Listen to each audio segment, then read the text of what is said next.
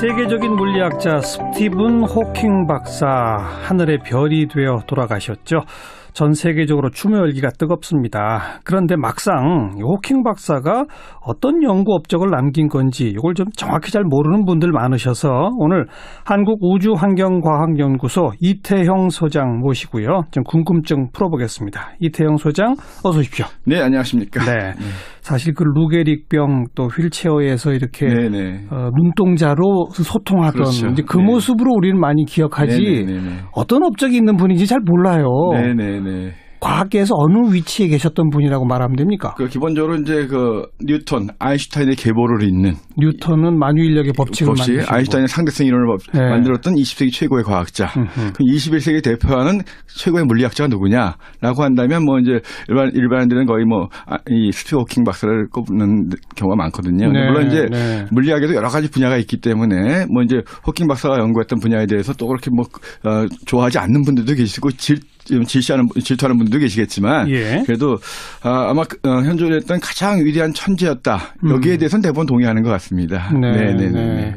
그러니까 아인슈타인, 뉴턴에 필적할 만큼의 업적이 있으니까 그렇게 평가받잖아요. 그런데 이제 최고의 업적을 뭐라고 꼽아요? 일단 그 블랙홀에 대해서 이제 호킹 복사라고 많이 알려졌는데 블랙홀은 모든 걸 빨아들인다라고만 알았는데 블랙홀도 결국은 모든 걸 빨아들이는 게 아니라 내보내기도 한다. 그래서 뭐냐면 우주가 빅뱅이라고 들어보셨죠? 지금 우주 생성의 그렇죠.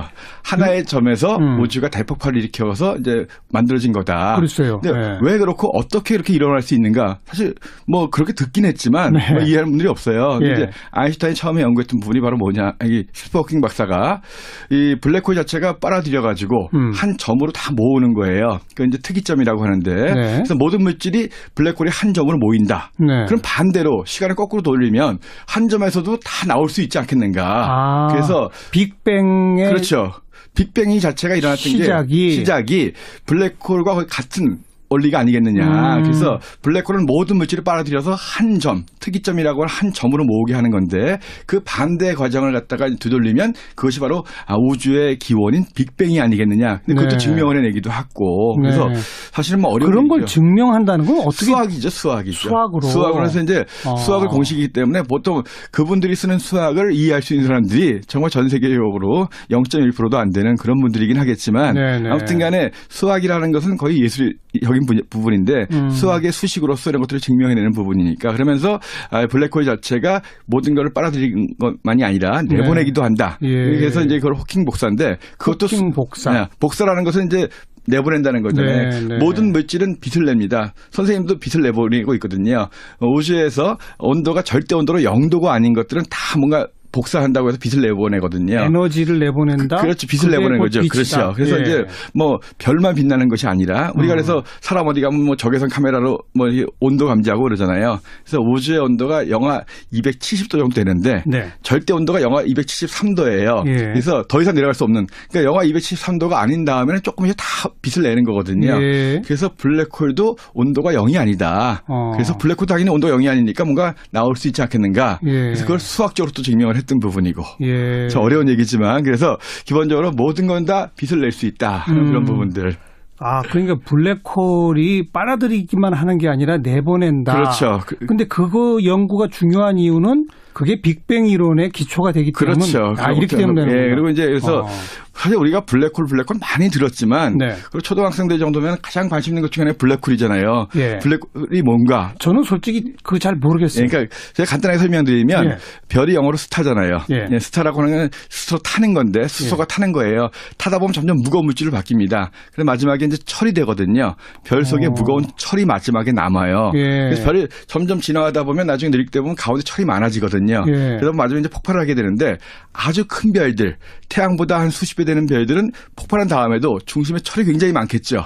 이 철들이 날아가지 않고 중력으로 수축을 해요. 그래서 보통 블랙홀은 태양보다 30배 이상 무거운 별이 마지막에 폭발을 해가지고 그 폭발한 다음에 남아있는 중심 부분이 수축하는 건데 우리 보통 평소에 잘 못 느끼는 중력이 얼마나 그 중심을 세게 수축시키냐 하면 지구를 새끼손톱만할 정도까지 되게끔. 아. 그러니까 남아있는 물질이 그 비율로 작아지는 거예요. 그 엄청 센 거죠. 예, 그러니까 그렇게 엄청 세다 보니까 주위에서 모든 물질을 빨아들이고 중력이 워낙 세서. 그래서 네. 이제 근데 알고 보니까 그 블랙홀 속에 하나의 점으로 모든 질량들이 모이더라. 그래서 결국은 태양보다 아니, 아까 말씀하신 예. 그 무거운 철 덩어리 이런 것들이 처음에 있었을 거 아닙니까? 그렇죠.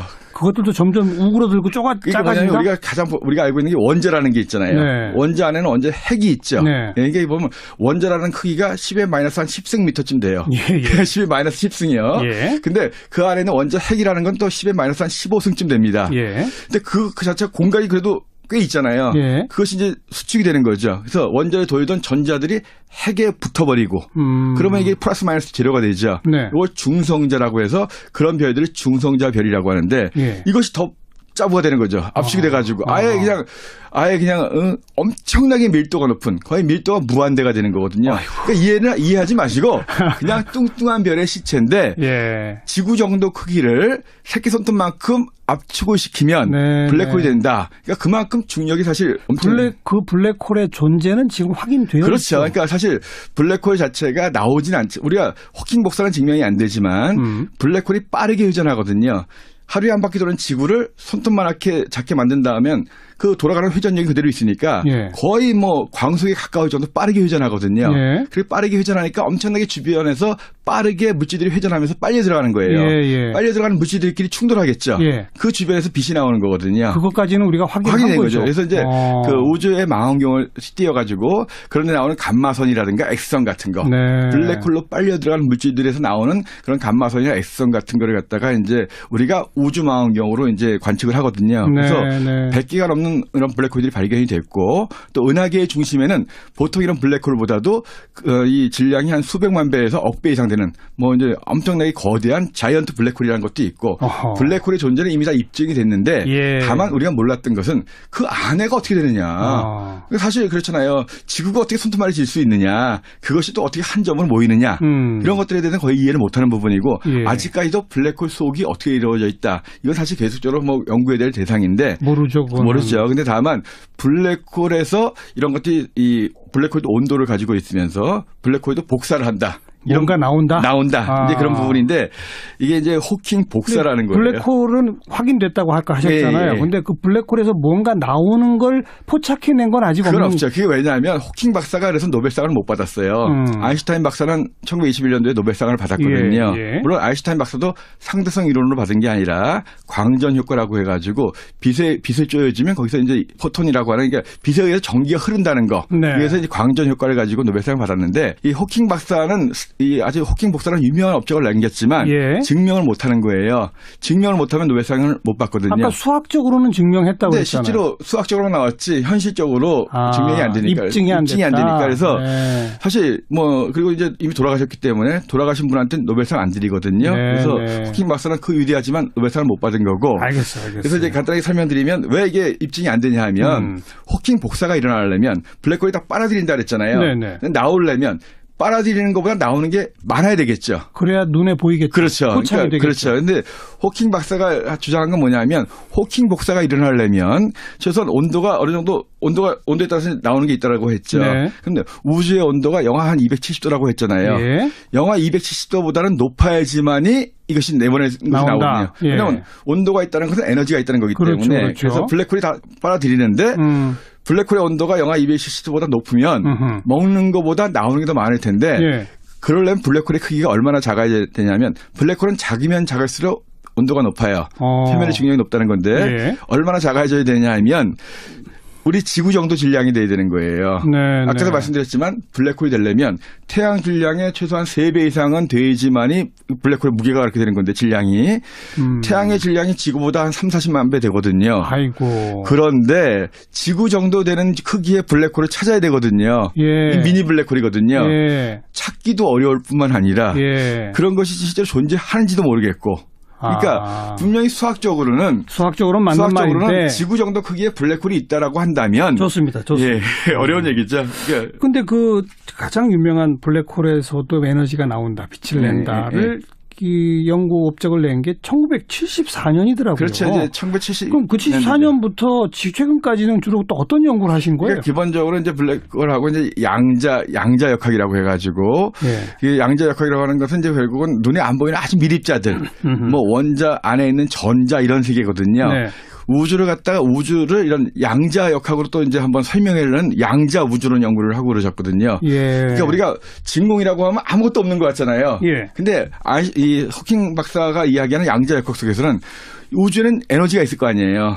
그 우주 에너지가 있다면 계속적으로 입자들이 만들어지고 소멸하는 과정을 계속 반복하는 거예요. 우리가 생각하는 이 우주에는 아무것도 없지만 실제로 호킹 박사가 생각하는 우주, 양자 우주론에 의하면 우주는 계속적으로 입자들이 생겼다 없어지는 게 계속 반복하고 있거든요. 그래서 이런 아주 양자 우주론, 그런 자꾸만 입자들이 만들어지고 소멸하고 이런 과정을 거쳐서 이제 우주가 만들어지고 이런 양자 우주론을 갖다가 이제 설명하려고 했던 부분이고 그런 연구를 하셨고 또 이제 아인슈타인 박사도 못했던 부분들. 뭐요? 우주에 있는 심들이 결국은 중력이라든가 전자기력, 뭐 그다음에 그 핵력이라고 해가 여러 가지 심들이 있는데 이러는 걸 심들을 하나로 모아가지고 통일된 심을 하나로 갖다 설명하려고 했는데 아인슈타인은 못했지만 호킹 박사도 이제 그런 연구를 좀 했었고. 근데 결론은 아직 못 내린. 그렇죠. 그래서 이제 기본적으로 이 블랙홀에 대해서 많은 업적을 남겼고 또 이제 양자 역학으로서 우주를 설명하려고 하는 이런 노력들을 많이 했습니다. 그러니까 물리학의 여러 분야 중에서 스티브 호킹 박사는 기본적으로 우주 생성의 원리와 우주의 역사, 우주의 미래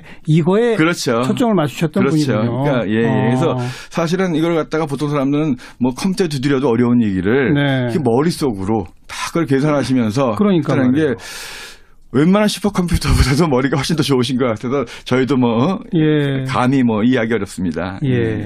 42년생이고 나이 20살 좀 넘자마자 바로 그 병이 생긴 거잖아요. 그러니까 42년생이거든요. 42년생인데 사실 그 태어난 날짜가 그 갈릴레이가 돌아가신 날이에요. 그래요? 그러니까 1월 8일 탈태어나셨는데 갈릴레이가 돌아가시고 300년 되는 그날 태어나셨거든요.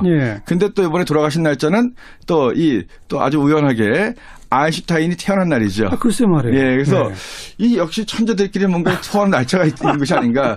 아무튼 간에 이 실제로 1942년생인데 63년, 21살 때죠. 발병했고. 발병해가지고 원래 의사들은 2년을 못 넘길 것 같다. 근데 다행히도 이제 병의 진전이 천천히 느리게 되면서 그러면서 이제 그 대학교 때 친구하고 같이 이제 결혼도 하고 그래서 65년도에 결혼도 하면서 그래서 이제 자녀도 셋이나 낳고 그래서 어느 정도는 그러고 나서 이제 캠브리지 대학교에 가서 박사과정을 밟은 게 65년도.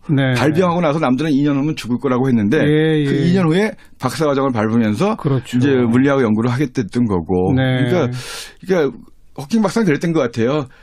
시간이 너무 소중한 거예요. 이제 시한부 인생이잖아요. 더 열심히 연구하신 그래서 거죠. 지금만이 못한다. 그래서 지금만이 못한다니까 그만큼 더 열심히 했던 부분이고. 근데 다행히도 그 의지라든가 그런 어떤 열망, 그런 호기심 같은 것들이 생명을 연장해 줬던 것 같아요. 그래서 63년도에 2년을 못 살겠다고 한 분이 올해가 2018년이니까. 그래서 역시 사람의 의지가 정말 중요하다. 맞습니다. 천재도 머리만 좋다고 되는 것이 아니라 그만한 의지가 있으니까 또 노력하고. 그래서 저희가 대학교 때도 저는 이제 80년대 학번이니까 보면서도 그 당시에도 호킹 박사 참 안타깝다. 한국에 오셨다 가셨잖아요. 그래서 이제 했는데 그리고 나서도 한참 세월이 흘렀고. 그러니까요. 뭐 얼마 전에 몇 년 전에는 그 제로지라고 해가지고 우주에 비행기 타고 올라가가지고 우주에 무중력 체험하는 이런 체험도 하셨고. 그래서 상당히 뭐 우주에도 관심이 많으셨고. 그리고 뭐 워낙 어려운 거 연구하셨지만 아주 쉬운 대중서도 많이 책을 써내셨다면서요? 뭐 1988년에 썼던 시간의 역사. 워낙 뭐 1000만 부가 팔린 세계적인 베스트셀러인데 기본적으로 이제 뭐 옛날에 그 프톨레마이오스라고 하는 그리스의 학자서부터 갈릴레오, 뉴턴, 아인슈타인까지 우주에 대해서 연구했던 분들이 업적을 설명하면서 빅뱅서부터 본인이 연구했던 블랙홀 이런 부분에서 우주가 어떻게 진화되어 왔고 시간의 역사가 어떻게 되는지 그러면서 이제 우주가 어떻게 이렇게 변화해 갈지 이런 것들을 거의 뭐 일반인들이 눈높이 썼는데 사실 뭐 대중적인 천문학자 하면 이제 칼 세이건 박사를 많이 알죠. 그래서 이제 칼 세이건 박사 코스모스 쓰신 분이죠. 사실 근데 코스모스보다 훨씬 더 사실은 이 스티븐 호킹 박사 시간의 역사가 더 유명했던 거고 더 어려운 책이긴 하지만 그래서 대중적인 활동도 굉장히 많이 하셔가지고 강연도 많이 하셨고 뭐 한국에도 2번 오셨다 하셨고. 알겠어요. 뭐 작년에는 정말 또 뭐 우주를 탐사해야 된다. 뭐 여러 가지 또 방송도 나오시고 네. 굉장히 열심히 사셨던 것 같습니다. 마지막에는 이 지구 온난화에 대해서 강력한 경고도 보내시고 그런 거 이제 우리가 되새겨야죠. 그렇죠. 근데 지구가 이만큼 소중한 것이 없다. 근데 이제 사실 점점 뭐 지구 온난화라든가 지구가 오염되니까 과거에는 호킹 박사가 인류의 존재를 우주에 알리면 안 된다. 그래서 우주에서 외계인 찾는 거 굉장히 반대하셨거든요. 네. 예, 그러다가 이제 한 10년 전부터 바뀌셨는데 지구의 환경이 점점 안 좋아지니까 우리가 나가야 되겠다. 그래서 달의 기지도 만들어야 되겠고 예. 그다음에 이제 작년에는 지구에 가장 가까운 별이 이제 그 프록시마라는 별이 있는데 빛으로 한 4.3년 되는 거리에 있는 별이에요. 광년 4.3 광년. 네. 킬로미터는 40조 킬로미터. 여기다가 그 정말 아주 작은 우주선을 갖다 빛의 광합으로서 쏘아 보내면 한 20년이면 갈 수가 있거든요. 네. 거기도 가가지고 연구를 해야 된다. 그렇게 바뀌실 만큼 네. 지구 온난화에 대한 걱정이 마지막에 크셨다. 많이 크셨죠. 예, 지구를 살아가신 분입니다. 네. 우리 스티븐 호킹 박사를 별로 하늘의 별로 보내드리면서 네네네. 우리 남아 있는 사람들은 그래 지구 온난화 이거 막아야 돼. 이거라도 좀 깨달았으면 그렇죠. 좋겠습니다. 예. 오늘 좋은 말씀 잘 들었습니다. 고맙습니다. 네, 고맙습니다. 한국우주환경과학연구소 이태형 소장이었습니다.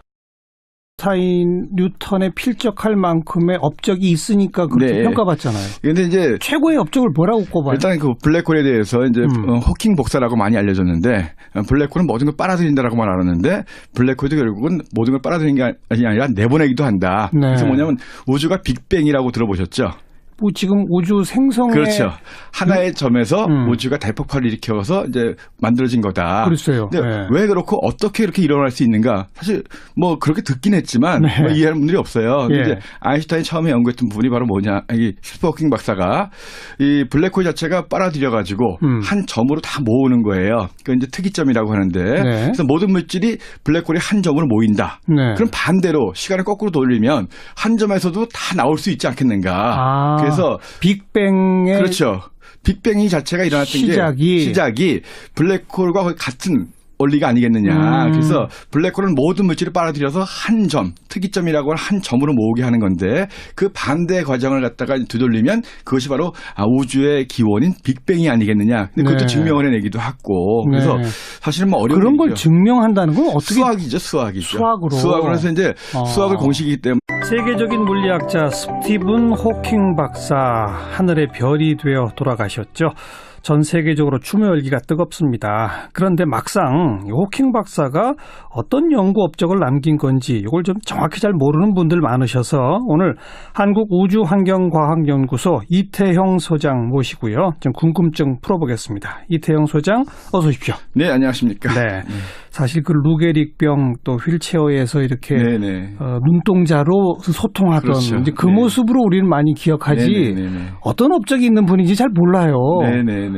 과학계에서 어느 위치에 계셨던 분이라고 말하면 됩니까? 그 기본적으로 이제 그 뉴턴, 아인슈타인의 계보를 잇는 뉴턴은 만유인력의 법칙을 만드시고 아인슈타인의 상대성 이론을 만들었던 20세기 최고의 과학자. 그럼 21세기 대표하는 최고의 물리학자가 누구냐라고 한다면 뭐 이제 일반인들은 거의 뭐 이 스티븐 호킹 박사를 꼽는 경우가 많거든요. 물론 이제 물리학에도 여러 가지 분야가 있기 때문에 뭐 이제 호킹 박사가 연구했던 분야에 대해서 또 그렇게 뭐 좋아하지 않는 분들도 계시고 질투하는 분들도 계시겠지만 그래도 아마 현존했던 가장 위대한 천재였다. 여기에 대해서는 대부분 동의하는 것 같습니다. 네네네.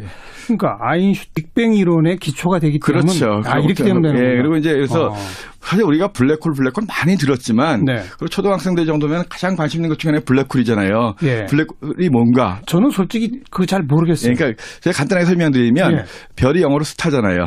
스타라고 하는 건 스스로 타는 건데 수소가 타는 거예요. 타다 보면 점점 무거운 물질로 바뀝니다. 그래서 마지막에 이제 철이 되거든요. 별 속에 무거운 철이 마지막에 남아요. 그래서 별이 점점 지나가다 보면 나중에 느릴 때 보면 가운데 철이 많아지거든요. 그래서 마지막에 이제 폭발을 하게 되는데 아주 큰 별들, 태양보다 한 수십 배 되는 별들은 폭발한 다음에도 중심에 철이 굉장히 많겠죠.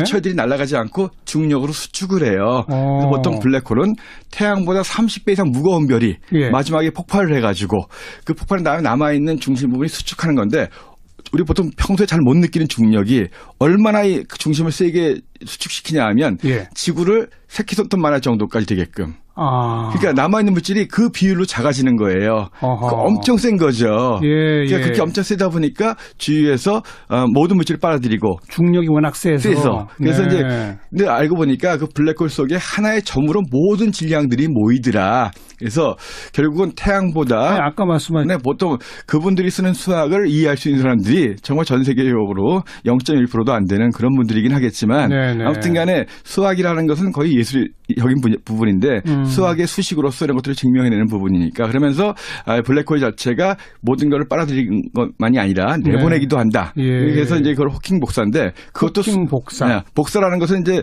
내보낸다는 거잖아요. 네, 네. 모든 물질은 빛을 냅니다. 선생님도 빛을 내보내고 있거든요.